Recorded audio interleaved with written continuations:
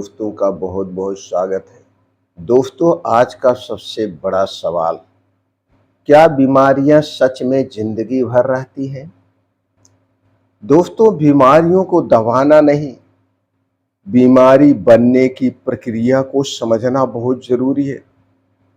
दोस्तों, क्या आपने कभी किसी व्यक्ति को यह कहते हुए सुना है, अब तो यह बीमारी जिंदगी भर रहेगी, अब जिंदगी भर दवा खानी पड़ेगी, शुगर हो गई है तो अब यह ठीक नहीं हो सकती है, बीपी की दवा शुरू हो गई है तो अब यह कभी बंद नहीं होगी। लेकिन मेरा सवाल है, क्या हर बीमारी वास्तव में जिंदगी भर रहने वाली होती है, या फिर हमें बीमारी के नाम से ज्यादा यह समझने की जरूरत है कि बीमारी शरीर में बनी कैसे, उसका कारण क्या था और क्या उस कारण को बदला जा सकता है? क्योंकि अगर कारण वही रहेगा और हम केवल उसके परिणाम को नियंत्रित करेंगे तो समस्या बार बार सामने आती रहेगी। लेकिन इसका मतलब यह बिल्कुल नहीं है कि डॉक्टर की दवा बंद कर दी जाए। दवा बंद करना इलाज नहीं है दोस्तों। सही रास्ता क्या है? सही रास्ता यह है, बीमारी को पहचानना, कारण और जोखिम कारकों को समझना, वैज्ञानिक उपचार लेना, जीवन शैली सुधारना, नियमित जांच कराना। तो दोस्तों, आज हम इसी पूरी प्रक्रिया को आसान से उदाहरण से समझने वाले हैं, इस पूरी प्रक्रिया पर प्रकाश डालने वाले हैं। इसलिए वीडियो को ध्यान से अंत तक सुनिएगा। इसके बाद अगर आपके मन में कुछ और प्रश्न उठ रहा है तो आप कमेंट सेक्शन के माध्यम से जरूर पूछिएगा, क्योंकि जब तक आपके प्रश्नों का जवाब नहीं मिलेगा तब तक दोस्तों समस्या हल नहीं होती है। जानकारी अच्छी लगे तो उत्साह बढ़ाने के लिए वीडियो को लाइक जरूर कर दीजिए दोस्तों।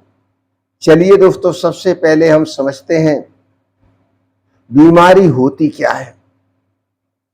दोस्तों, अक्सर बीमारी को केवल एक नाम समझते हैं, जैसे diabetes, blood pressure, fatty liver, cholesterol, हृदय रोग। लेकिन शरीर के अंदर बीमारी केवल एक नाम नहीं है। बीमारी का मतलब है कि शरीर की कोई सामान्य जैविक प्रक्रिया असंतुलित, क्षतिग्रस्त या असामान्य हो गई है। इसे आप ऐसे समझ सकते हैं, अगर रक्त में ग्लूकोज लंबे समय तक बढ़ा हुआ रहता है तो यह केवल शुगर की रिपोर्ट बढ़ना नहीं है, यह शरीर के ग्लूकोज नियंत्रण तंत्र में गड़बड़ी का संकेत है। इसी तरह लगातार हाई ब्लड प्रेशर केवल मशीन पर आया हुआ 150/95 का नंबर नहीं है, यह रक्त वाहिकाओं और शरीर के नियमन तंत्र पर लंबे समय से पड़ रहे दबाव का संकेत हो सकता है दोस्तों। WHO के अनुसार कई गंभीर संचारी रोगों में कुछ सामान्य जोखिम कारक और शरीर में बढ़े हुए रक्तचाप, मोटापा, ब्लड शुगर और असामान्य रक्त लिपिड जैसी स्थितियों को बढ़ावा देते हैं। इसीलिए हमें केवल बीमारी का नाम नहीं, बीमारी की प्रक्रिया को समझनी बहुत जरूरी है। जब तक हम बीमारी की प्रक्रिया को नहीं समझेंगे, बीमारी को हम जड़ से उखाड़ नहीं फेंक सकते। तो चलिए दोस्तों, अब एक कदम और आगे चलते हैं। अब इस समझने का प्रयास करते हैं कि बीमारी अचानक नहीं बनती, अक्सर एक प्रक्रिया चलती रहती है। और यह एक महत्वपूर्ण बात है। बहुत सी लाइफ स्टाइल रिलेटेड समस्याओं में बीमारी बनने से पहले शरीर में लंबे समय तक बदलाव होते रहते हैं और इस बदलाव को हम नजरअंदाज करते हैं। इसे आप ऐसे समझ लीजिए दोस्तों, मान लीजिए एक व्यक्ति रोज ज्यादा कैलोरी लेता है, बहुत कम चलता है, अत्यधिक प्रोसेस्ड फूड खाता है, पर्याप्त नींद नहीं लेता है, हमेशा तनाव में रहता है, तंबाकू का सेवन ज्यादा करता है, अब पहले दिन उसे कोई बड़ी बीमारी दिखाई नहीं देगी, दूसरे दिन भी नहीं दिखाई देगी, लेकिन महीनों और वर्षों में, महीनों और कई सालों में शरीर पर इन कारकों का प्रभाव जमा हो सकता है। जैसे वजन बढ़ सकता है, कमर का घेरा बढ़ सकता है, ब्लड प्रेशर बढ़ सकता है, ब्लड शुगर बिगड़ सकती है, कोलेस्ट्रॉल और अन्य मेटाबॉलिक बदलाव आ सकते हैं, और आगे चल करके क्या होगा, हृदय रोग, डायबिटीज, क्रोनिक कंडीशन का जोखिम बढ़ सकता है। WHO भी बताता है कि unhealthy diet, physical inactivity, tobacco और हार्मफुल अल्कोहल जैसे प्रमुख रिस्क फैक्टर कई NCDs के विकास में महत्वपूर्ण है। यानी बीमारी अक्सर आखिरी पड़ाव है, शुरुआत नहीं है दोस्तों। यहां तक तो आप समझ चुके होंगे। चलिए अब समझते हैं दोस्तों इसे एक आसान शब्दों में। मान लीजिए आपके घर की पानी की टंकी में लगातार पानी भर रहा है, घर पे रखी हुई पानी की टंकी में लगातार पानी भर रहा है, मोटर चल रहा है, लेकिन पानी बाहर निकलने का रास्ता बहुत छोटा है। अब टंकी में पानी भरता जाएगा, बढ़ता जाएगा, आप क्या करेंगे? हर घर के बाल्टी से थोड़ा पानी निकालेंगे, या पहले यह देखेंगे कि पानी इतना ज्यादा आ क्यों रहा है? यही अंतर है दोस्तों, सिर्फ परिणाम संभालने और कारणों पर काम करने में। लेकिन यहां एक जरूरी सावधानी है, शरीर टंकी जैसा सरल सिस्टम नहीं है। मानव शरीर अत्यंत जटिल जैविक तंत्र है, इसीलिए किसी भी बीमारी में एक ही कारण मान लेना गलत होता है। एक बीमारी में एक ही कारण नहीं होता है, एक बीमारी में कई सारे कारण होते हैं, और उन कारणों को समझना बहुत जरूरी है। जैसे जेनेटिक्स, उम्र, वातावरण, संक्रमण, हार्मोन, दवाएं, जीवन शैली और कई अन्य कारण बीमारी में भूमिका निभाते हैं। WHO भी दोस्तों क्रोनिक डिजीज को जेनेटिक, फिजियोलॉजिकल, इन्वायरमेंटल और बिहेवियर फैक्टर्स के संयोजन से जुड़ा हुआ मानता है। तो दोस्तों यहां तक आप क्लियर हो चुके। चलिए अब दोस्तों एक कदम और आगे चलते हैं। फिर बीमारी ठीक क्यों नहीं होती है, जो अक्सर 90% लोगों के मन में होता है? तो अब इस सबसे महत्वपूर्ण सवाल यही बनता है, अगर कारणों पर काम किया जाए, अगर कारणों पर काम किया जाए तो क्या बीमारी हमेशा ठीक हो जाएगी? ये समझना बहुत जरूरी है। यही बात हमें ईमानदारी से समझनी होगी। कुछ बीमारियां एक्यूट होती हैं और उचित उपचार की से पूरी तरह से ठीक हो सकती है, और कुछ क्रोनिक कंडीशन लंबे समय तक चलती है लेकिन अच्छी तरह नियंत्रित की जा सकती है। कुछ स्थितियों में लाइफ स्टाइल बदलाव से बहुत बड़ा सुधार हो सकता है, और कुछ लोगों में रिमिशन में भी संभव हो सकता है, और कुछ लोगों में दवा लंबे समय तक आवश्यक हो सकती है। तो दोस्तों इसीलिए हर बीमारी जिंदगी भर रहेगी, यह भी गलत है, और हर बीमारी बिना दवा के ठीक हो जाएगी, ये भी गलत है। तो सही बात क्या है? तो दोस्तों सही बात है, बीमारी का परिणाम उसके प्रकार, कारण, गंभीरता, अवधि, व्यक्ति की स्थिति पर निर्भर करता है। तो दोस्तों आपके कुछ प्रश्नों का जवाब मिल गया होगा। अब इसे समझते हैं दोस्तों एक उदाहरण से। मान लीजिए किसी व्यक्ति को टाइप 2 डायबिटीज है। क्या इसका मतलब यह है कि वह कुछ भी खाए, व्यायाम ना करे और केवल गोली लेता रहे तो ठीक हो जाएगा? नहीं। Life style management diabetes care का सबसे महत्वपूर्ण हिस्सा है। दोस्तों NIDD के अनुसार healthy eating, physical activity, health waiting, पर्याप्त नींद और टोबैको छोड़ना डायबिटीज मैनेजमेंट में मदद कर सकता है। और कुछ लोगों में पर्याप्त वजन कम होने तथा लाइफस्टाइल इंटरवेंशंस के से टाइप 2 डायबिटीज रिमेशन की जा सकती है। लेकिन ध्यान रखिए, रिमेशन का मतलब हमेशा परमानेंट क्योर नहीं होता है। दोस्तों, blood glucose non diabetic range में आ सकता है और व्यक्ति दवा के बिना कुछ समय तक उस रेंज में रह सकता है। इसीलिए हमें जांच, लाइफस्टाइल और दवाओं के सहारे डॉक्टर की निगरानी में विशेष ध्यान देने की जरूरत है। अब समझते हैं दोस्तों ब्लड प्रेशर को। मान लीजिए किसी व्यक्ति का बीपी लगातार बढ़ा हुआ है, अब उसने दवा शुरू कर दी है, तो दोस्तों क्या केवल दवा लेना ही पर्याप्त है? तो नहीं दोस्तों, इसके लिए salt index, body weight, physical activity, alcohol, tobacco, sleep और अन्य फैक्टर भी महत्वपूर्ण होते हैं। लेकिन इसका दूसरा मतलब यह भी नहीं है कि अब बीपी ठीक है तो दवा बंद कर दो। हमेशा डॉक्टर की निगरानी में रहना चाहिए। दोस्तों, दवा कम या बंद करने का निर्णय डॉक्टर लेता है बीपी की रीडिंग और उसके बाद दूसरी बीमारियां जो है उसके कारण जो रिस्क बढ़ा है उसे देख करके, यानी लाइफ स्टाइल, मेडिकल ट्रीटमेंट कई लोगों के लिए बेहतर डिजीज मैनेजमेंट हो सकता है।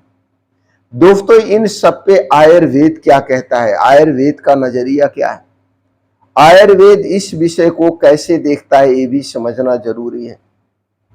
दोस्तों, आयुर्वेद दृष्टिकोण की बात करें तो आयुर्वेद स्वास्थ्य को केवल बीमारी के नाम से नहीं देखता है। आहार विहार, दिनचर्या, ऋतुचर्या, अग्नि दोषों का संतुलन और व्यक्ति की प्रकृति जैसे कंसेप्ट के माध्यम से स्वास्थ्य को समझने की परंपरा है। लेकिन यहां भी हमें आधुनिक वैज्ञानिक दृष्टिकोण बनाए रखना होगा। जैसे इसे ऐसे समझ लीजिए, अगर कोई व्यक्ति लगातार गलत भोजन कर रहा है, फिजिकल एक्टिविटी बहुत कम है, उसकी नींद खराब है और तनाव बहुत अधिक है, तो केवल कोई हर्बल प्रोडक्ट लेने से समस्या की जड़ समाप्त हो जाएगी, ऐसा मानना उचित नहीं है। आयुर्वेद का लाइफस्टाइल और डाइट पर जोर आधुनिक प्रिवेंटिव हेल्थ के कई पहलुओं से संवाद कर सकता है। लेकिन हर आयुर्वेदिक ट्रीटमेंट के लिए समान स्तर का क्लिनिकल एविडेंस उपलब्ध नहीं है दोस्तों, तो हर बात को देखना होगा। इसीलिए नेचुरल शब्द मतलब ऑटोमेटिकली सेफ नहीं होता है और आयुर्वेद शब्द का मतलब यह नहीं कि हर उत्पाद हर व्यक्ति के लिए सुरक्षित है। ये भी देखना बहुत जरूरी है। तो दोस्तों, बीमारी बनने का एक सरल मॉडल समझ लेते हैं। अब इस पूरी बात को एक फार्मूला की तरह समझने का प्रयास करते हैं। बार बार होने वाले जोखिम कारक, शरीर पर लगातार मेटाबॉलिज्म, फिजिकल स्ट्रेस, शुरुआती बदलाव, लेबोरेटरी दोस्तों अबनॉर्मेलिटी, सिम्टम्स या कभी बिना सिम्टम्स के डिजीज, कॉम्प्लिकेशन। यही कारण है कि दोस्तों स्क्रीनिंग और अर्ली डिटेक्शन इतनी महत्वपूर्ण है। इसलिए दोस्तों हर एक बात पे फोकस करने की जरूरत है। इसे समझते हैं दोस्तों एक उदाहरण के माध्यम से। मान लीजिए किसी व्यक्ति का वजन बढ़ रहा है, वह सेकेंडरी लाइफस्टाइल जी रहा है, कैलोरी जरूरत से ज्यादा ले रहा है, उसका मेटाबॉलिज्म हेल्थ खराब हो रहा है, धीरे धीरे लीवर में फैट अक्यूमुलेशन हो सकता है। अब व्यक्ति केवल यह पूछे कौन सी गोली लूं, तो सवाल अधूरा है। साथ में यह भी पूछना होगा मेरा वजन क्यों बढ़ रहा है, मेरी फिजिकल एक्टिविटी कितनी है, मेरा डाइट पैटर्न कैसा है, क्या मुझे डायबिटीज या इंसुलिन रेजिस्टेंस है, अल्कोहल का सेवन तो नहीं है, कौन कौन सी दवाएं और अन्य कंडीशन योगदान दे रहे हैं। यानी डायग्नोसिस के साथ साथ कारणों की खोज भी जरूरी होती है। तो दोस्तों आप यहां तक क्लियर हो गए। अब समझते हैं शरीर को बीमारी मत समझिए, शरीर को सिर्फ बीमारी मत समझिए दोस्तों, हमारे शरीर में रिपेयर और एडप्शन की क्षमता होती है। चोट लगने पर घाव भरता है, हड्डी टूटने पर हीलिंग होती है, संक्रमण के बाद इम्यून सिस्टम रिकवरी करता है। लेकिन इसका अर्थ यह नहीं है कि शरीर हर बीमारी को अपने आप ठीक कर सकेगा। कुछ स्थितियों में शरीर की रिकवरी पर्याप्त होती है, कुछ में मेडिकल इंटरवेंशन जरूरी होता है, कुछ में दोनों की आवश्यकता होती है। इसलिए बेहतर सवाल यह है दोस्तों, दवा खाऊं या दवा छोड़ूं? दोस्तों, बल्कि मेरी बीमारी का कारण क्या है और मेरे सबसे सुरक्षित एविडेंस बेस्ड ट्रीटमेंट क्या है। एविडेंस बेस्ड ट्रीटमेंट जानना बहुत जरूरी है। दोस्तों, बीमारी को 5 स्तरों से समझिए। किसी भी क्रोनिक हेल्थ प्रॉब्लम को समझने के लिए इन 5 सवालों को पूछिए। सवाल पहला, कारण क्या है? क्या जेनेटिक्स, लाइफस्टाइल, इन्वायरमेंटल, इन्फेक्शन या कोई अन्य कारण है? दूसरा समझने का सवाल बात करें, जोखिम कारण क्या है? Ozone, diet, tobacco, inactivity, sleep, alcohol आदि। बीमारी को समझने के लिए 5वां सवाल पूछिए, बीमारी अभी किस स्टेज पर है? शुरुआती, मॉडरेट, एडवांस या कॉम्प्लिकेशन स्टेज। बीमारी को समझने के लिए चौथा सवाल, क्या डैमेज रिजर्वेबल है?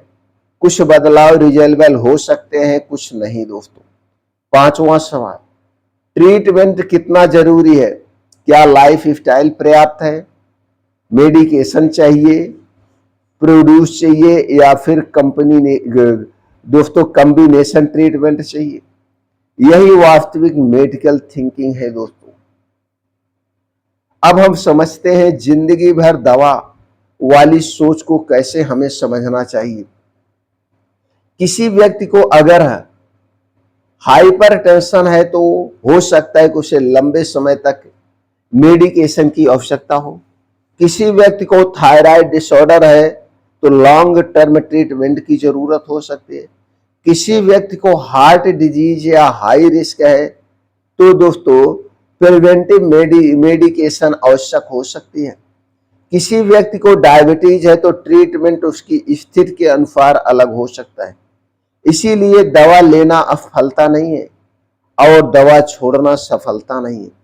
तो सफलता क्या है? बीमारी को नियंत्रित करना, कॉम्प्लिकेशन को रोकना और व्यक्ति को बेहतर स्वास्थ्य की ओर ले जाना। अब दोस्तों समझते हैं सबसे बड़ी गलती क्या है। सबसे बड़ी गलती है दोस्तों बीमारी को केवल रिपोर्ट का नंबर समझ लेना, जैसे शुगर 180, बीपी 160/100, कोलेस्ट्रॉल 250।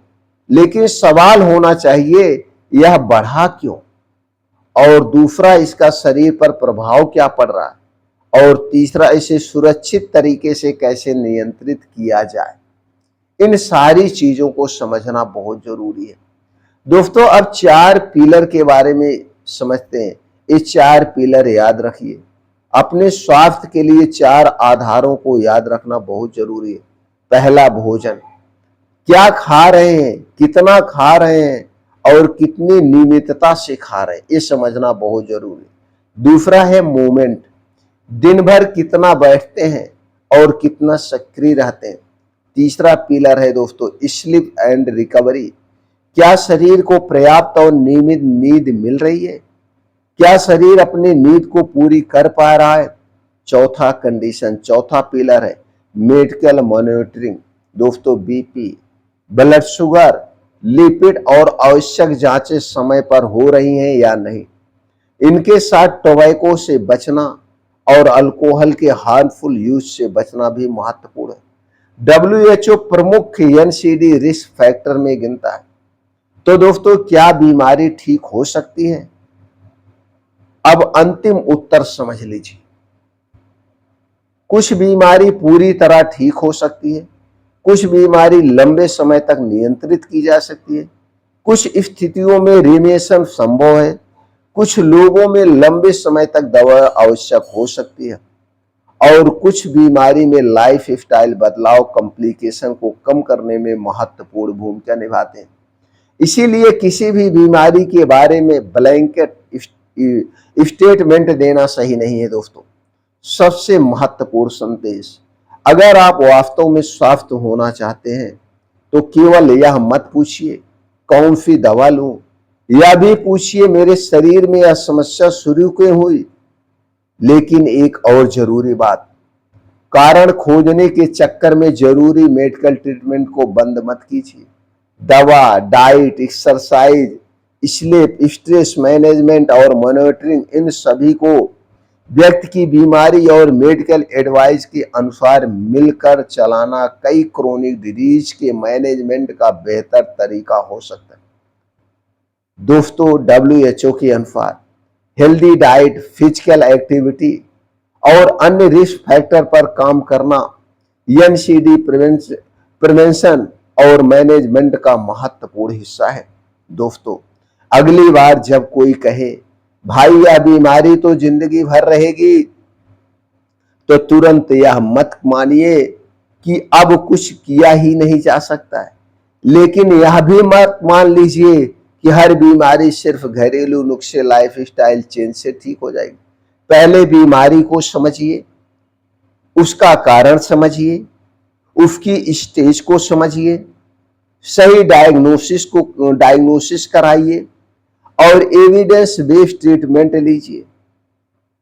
और जिस लाइफ स्टाइल फैक्टर ने बीमारी का जोखिम बढ़ाया है उस पर ईमानदारी से काम कीजिए, क्योंकि बीमारी का नाम जानना पहला कदम है, लेकिन बीमारी बनने की प्रक्रिया को समझना उससे भी बड़ा कदम है।